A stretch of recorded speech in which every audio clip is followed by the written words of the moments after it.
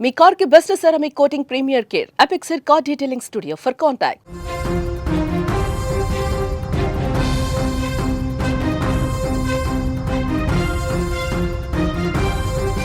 ఏపీలో మరో బస్సు ప్రమాదం. నంద్యాల జిల్లాలో లారీని ఢీకొట్టింది ట్రావెల్స్ బస్సు. చాగలమర్రి మండలం మద్దూరు మెట్ట వద్ద ఈ ఘటన జరిగింది. ప్రమాదంలో డ్రైవర్కి గాయాలయ్యాయి. బస్సులో 30 మంది ప్రయాణికులు ఉన్నట్టుగా సమాచారం వస్తుంది. కొద్ది రోజులుగా మనం చూస్తున్నాం, రోడ్డు ప్రమాదాల సంఖ్య పెరిగిపోతోంది. రోజుకి ఎక్కడో ఒక చోట రోడ్డు ప్రమాదాలు జరుగుతూనే ఉన్నాయి, బస్సు ప్రమాదాలు జరుగుతూ ఉన్నాయి. రోజుకో బస్సు ప్రమాదం వార్త నిజంగా ప్రయాణం చేయాలంటే భయపడే పరిస్థితి కనిపిస్తోంది. ఇప్పుడు నంద్యాల జిల్లాలో జరిగినటువంటి రోడ్డు ప్రమాదానికి సంబంధించిన వార్త కలవరపెడుతోంది. ఈరోజు తెల్లవారుజామున నంద్యాల జిల్లాలోని అక్కడ చాగలమర్రి మండలం మద్దూరు మెట్ట ప్రాంతంలో పిఆర్ఎల్ ప్రైవేట్ బస్సు ప్రమాదానికి గురైంది. చెన్నై నుంచి కర్నూలుకి పిఆర్ఎల్ ప్రైవేట్ బస్సు ముందు వెళ్తున్న ఒక లారీని వెనక నుంచి బలంగా ఢీకొట్టింది. ఈ ఘటనలో బస్సు డ్రైవర్కి గాయాలయ్యాయి. వెంటనే స్థానికులు అప్రమత్తమయ్యారు. ప్రయాణికులు సహాయక చర్యలు కూడా చేపట్టారు. ప్రమాదం జరిగిన సమయంలో 30 మంది ప్రయాణికులు ఉన్నట్లుగా గుర్తించారు. అక్కడ వాళ్ళందరినీ కూడా సేఫ్గా ఉన్నట్టుగా తెలుస్తోంది. అదృష్టవశాత్తు ఎవరికి ఏం కాలేదు, ఎవరికి గాయాలు కూడా పెద్ద కాలేదు. వాళ్ళంతా కూడా సురక్షితంగా బయటపడటంతో అంతా ఊపిరి పీల్చుకున్నారు. ఈ బస్సు ప్రమాదం గురించి మరింత సమాచారం ఇంకా రావాల్సినటువంటి అవసరం కనిపిస్తోంది. ఎందుకంటే అతివేగం, నిర్లక్ష్యం ఇలాంటి ప్రమాదాలకు కారణమవుతున్నాయి. ఆగి ఉన్నటువంటి లారీని వెనక నుంచి వస్తున్నటువంటి బస్సు చాలా వేగంగా ఢీకొట్టేసరికి ఆ ముందు పార్ట్ మొత్తం కూడా ఏ విధంగా ధ్వంసమైందో చాలా స్పష్టంగా చూడొచ్చు. అంటే రోడ్ల మీద ప్రయాణాలు చేసేటప్పుడు డ్రైవర్లు మరి నిద్రమత్తులో ఈ ఘటన జరిగిందా, లేకపోతే అతి వేగంగా నిర్లక్ష్యంగా డ్రైవ్ చేయడం వల్ల అదుపు తప్పి ఒక్కసారిగా ఆగినటువంటి లారీని ఢీకొట్టిందా, లేదంటే పొగమంచు కారణంగా ముందు సరిగా విజువల్ కనిపించకపోవటం వల్ల ఈ ప్రమాదం జరిగిందనేది కూడా పోలీసుల విచారణలో తెలిసే అవకాశం కనిపిస్తుంది. ఒక్కసారిగా ఈ ప్రమాదం జరిగిన వెంటనే, లారీని ఢీకొట్టిన వెంటనే అందరూ కూడా షాక్ అయిపోయారు. ఎందుకంటే ప్రయాణం చేస్తున్నటువంటి ప్రతి ప్రయాణికుడు కూడా మైండ్లో చాలా ఉన్నాయి. ఈ మధ్యకాలంలో జరిగినటువంటి ప్రమాదాలు చాలా గుర్తొస్తూ ఉంటాయి. వాళ్ళు ప్రయాణం చేసేటప్పుడే డ్రైవర్కి చెప్తూ ఉంటారు, ప్రయాణం చేసేటప్పుడే కొద్దిగా స్లోగా పద బాబు, కొద్దిగా స్లోగా, అసలు మనకి వేగం అనేది అవద్దు, ఫాస్ట్గా వెళ్ళి మనం ఉద్ధరించాల్సింది ఏమీ లేదు, మీరు చూసుకుంటూ వెళ్ళండి అని చెప్పి ప్రయాణికులు కూడా, ఎందుకంటే వాళ్ళకు భయం ఉంది, ఒక ఆందోళన ఉంది, డ్రైవర్లకు చెప్పి మరీ ఇప్పుడు ప్రయాణం చేస్తూ ఉన్నారు.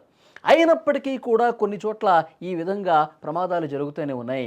మరి దీనికి సంబంధించినటువంటి కారణం ఏంటనేది కూడా తెలియాల్సిన అవసరం ఉంది. ఈ ప్రమాదంలో డ్రైవర్కి అయితే గాయాలయ్యాయి, అలాగే ప్రయాణికులకు కొంతమందికి స్వల్పంగా గాయాలైనట్టుగా తెలుస్తుంది. పెద్ద ప్రమాదం ఏమీ లేదు, ఎవరికీ ప్రాణాపాయ పరిస్థితి ఏమీ లేదు. కానీ ఆ దృశ్యాలు చూస్తుంటే నిజంగా భయం గొలిపే విధంగా ఉన్నాయి. ఈ మధ్యకాలంలో మనం ప్రమాదాలు చూస్తున్నాం. చేవెళ్ళగా జరిగినటువంటి ప్రమాదం కావచ్చు, కర్నూలు దగ్గర జరిగినటువంటి బస్సు ప్రమాదం కావచ్చు, పదుల సంఖ్యలో ప్రాణాలు కోల్పోయారు. ఒక చోట గులకరాళ్ళన్నీ కూడా పడిపోయి చనిపోయారు 19 మంది. తర్వాత చేవెళ్ళ బస్సు ప్రమాదంలో బస్సు మొత్తం కాలిపోయి చనిపోయినటువంటి పరిస్థితి.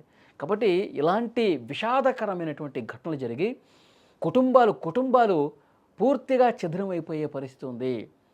పదుల సంఖ్యలో ప్రాణాలు కోల్పోయి ఆ కుటుంబాలు మొత్తం కూడా సర్వనాశనం అయిపోయినటువంటి పరిస్థితి ఉంది.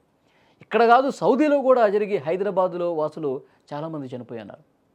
45 మంది పైగా చనిపోయారంటే ఎంత బాధాకరం చూడండి. ఆ కుటుంబాలు, ఒక్కొక్క కుటుంబంలో 18 మంది, ఇవన్నీ కూడా మనం రోజు వార్తల్లో చూస్తూ ఉన్నాం. కాబట్టి బస్సు ప్రయాణం చేయాలంటేనే భయపడే పరిస్థితి వచ్చింది. అధికారులు, తర్వాత రవాణా శాఖ అధికారులు కావచ్చు, ప్రజాప్రతినిధులు కావచ్చు, ఇక్కడ స్థానిక అధికార యంత్రాంగం ఎప్పటికప్పుడు డ్రైవర్లకి, బస్సు యాజమాన్యాలకి చెప్తూనే ఉన్నారు, మీరు సరైన విధంగా వెహికల్స్ జాగ్రత్తగా చూసుకొని పోనివ్వాలి. ఎందుకంటే వాళ్ళు అధికారులు కూడా తనిఖీలు చేశారు. ఈ మధ్యకాలంలో నిబంధనలకి విరుద్ధంగా ప్రైవేటు ట్రావెల్స్ బస్సులు నడుస్తున్నాయి. సో వాళ్ళందరి మీద కూడా చర్యలు తీసుకుంటూ ఉన్నారు. ప్రమాదాలు జరిగినప్పుడు అధికారులు ఈ విధంగా తనిఖీలు చేసి వాళ్ళ మీద యాక్షన్స్ తీసుకుంటూ ఉన్నారు. కానీ కొంతమంది నిర్లక్ష్యం ప్రదర్శించి వాహనాలు నడపడం వల్ల కూడా ఇలాంటివి జరుగుతూ ఉన్నాయి. సో రోజు ఒకటి జరుగుతుంది, మీకు కూడా తెలుసు. ప్రతిరోజు ఎక్కడో చోట ప్రమాదాలు జరిగి మనుషుల ప్రాణాలు, ప్రయాణికుల ప్రాణాలు గాల్లో దీపంగా మారినటువంటి పరిస్థితి ఉంది. సో డెఫినెట్గా ఇక్కడ కూడా మీరు ఈ స్క్రీన్లో కూడా చూస్తూ ఉన్నారు, ఆ బస్సు ముందు పార్ట్ ఏ విధంగా ధ్వంసం అయిపోయిందో. లారీని ఢీ కొట్టడం వల్ల ఇంకా వేగం, ఒక మితిమీరిన వేగం లేకపోయిందేమో. ఈ దృశ్యం చూస్తుంటే మనకు అర్థమవుతుంది. ఒక సాధారణ వేగం ఉండటం వల్ల ముందు పార్ట్ ధ్వంసం అయింది కూడా స్వల్పంగానే కనిపిస్తుంది. అదే వేగం ఇంకా ఎక్కువ ఉంటే, 100 కిలోమీటర్లకు పైగా వేగం ఎక్కువ ఉంటే కనుక పూర్తిగా బస్సులో ఉన్న ప్రయాణికుల ప్రాణాలు ఇబ్బందికర పరిస్థితుల్లో పడేవి. కాబట్టి అది కూడా కొంత కాపాడిన పరిస్థితుంది. వెంటనే ఈ సమాచారం అందుకున్న వెంటనే పోలీసులు అక్కడికి చేరుకున్నారు. ఒక అంబులెన్స్ కూడా వచ్చింది. డ్రైవర్ గాయాలయ్యాయి. అతన్ని హుటాహుటిన ఆసుపత్రికి తీసుకెళ్లారు. ప్రయాణికులైతే నిజంగా హడలిపోయారు.